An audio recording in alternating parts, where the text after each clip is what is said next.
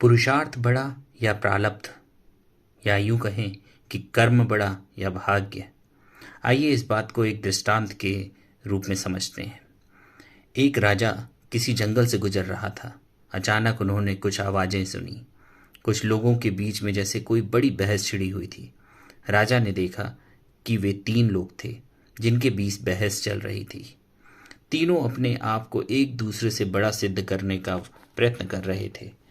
जैसे ही उन्होंने राजा को देखा तो कहा, महाराज, आप फैसला करके बताओ कि हम तीनों में बड़ा कौन है।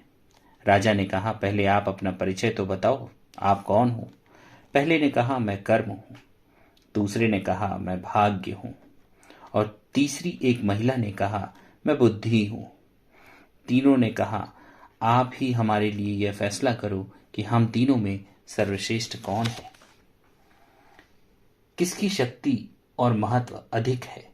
राजा ने कहा, इसके लिए तो आपको स्वयं को प्रमाणित करना होगा, उसके बाद मैं फैसला करूंगा। उतने में वहां से एक लकड़हारा जंगल में लकड़ियों को काटने जा रहा था।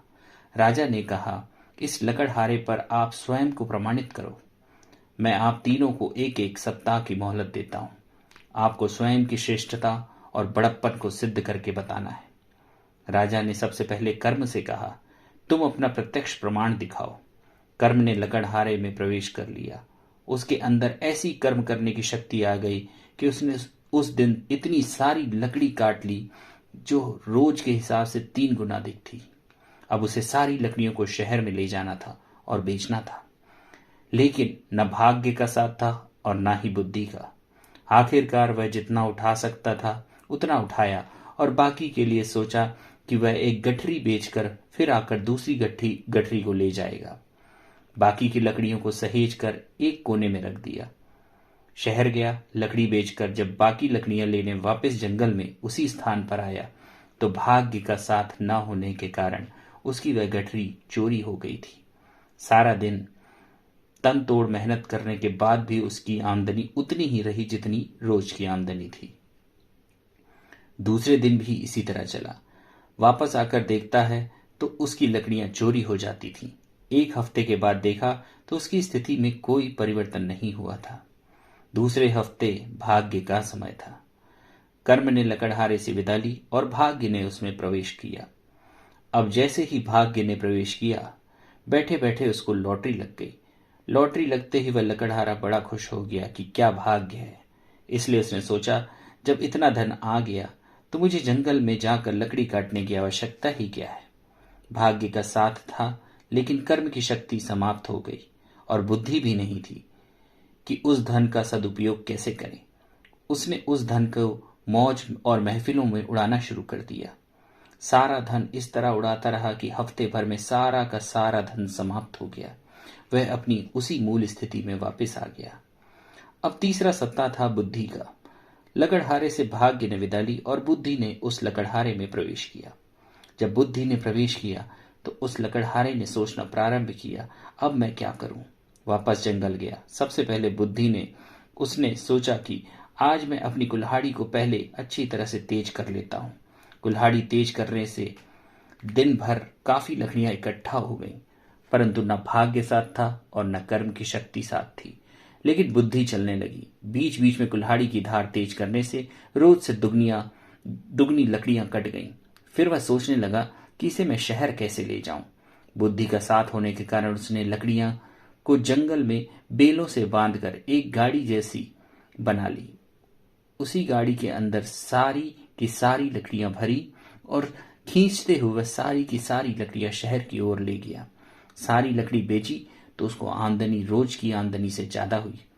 उससे उसने दूसरी कुल्हाड़ी खरीदी और दोनों की धारों को तेज किया, क्योंकि वह जानता था कि लकड़ी काटते काटते कुल्हाड़ी की धार तो कम होनी ही थी। उस समय वह कहाँ उसकी धार को तेज करने में अपना समय बर्बाद करे।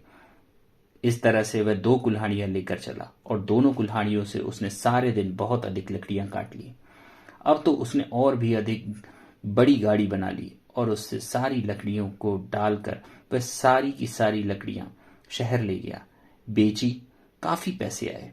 उन पैसों से उसने एक खच्चर वाली गाड़ी खरीदी। फिर से 2 कुल्हाड़ियां तेज धार करके ले ली। इस तरह देखा गया कि हफ्ते के अंदर उसकी स्थिति काफी अच्छी हो गई थी। अब बुद्धि वापस निकल आई और फिर तीनों राजा के पास गए। तीनों में श्रेष्ठ कौन है? स्थिति को देखते हुए बुद्धि को श्रेष्ठता का प्रमाण पत्र मिला। कहने का मतलब यह है कि जीवन में इंसान कितने भी कर्म कर ले, लेकिन अगर बुद्धि से कर्म न करे तो स्थिति में कोई फर्क नहीं पड़ता और बुद्धि के बिना भाग्य व्यक्ति को आलसी बना देता है और गलत आदतों के शिकार हो जाने से वह भाग्य भी साथ छोड़ देता है।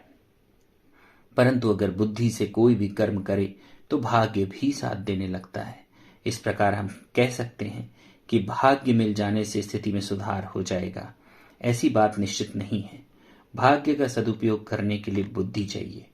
दूसरी तरफ इंसान केवल कर्म ही कर ले और उसी से उसकी स्थिति सुधार आ जाए, ऐसा भी नहीं होता है, क्योंकि कर्म करने की समझ चाहिए, अन्यथा व्यर्थ कर्म में अपनी शक्ति को गंवाता रहेगा और प्राप्ति कुछ नहीं होगी।